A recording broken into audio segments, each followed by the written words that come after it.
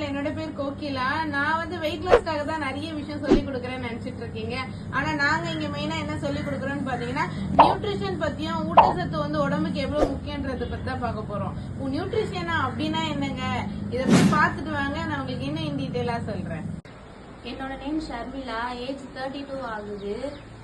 நான் வந்து 1 இயரா தூக்கம் இல்லாம ரொம்ப கஷ்டப்பட்டேன். அப்புறம் தைராய்டு ப்ராப்ளம், கேஸ்ட்ரிக் ப்ராப்ளம், இந்த நீ ப்ராப்ளம்லாம் எனக்கு அதிகமாவே இருந்தது.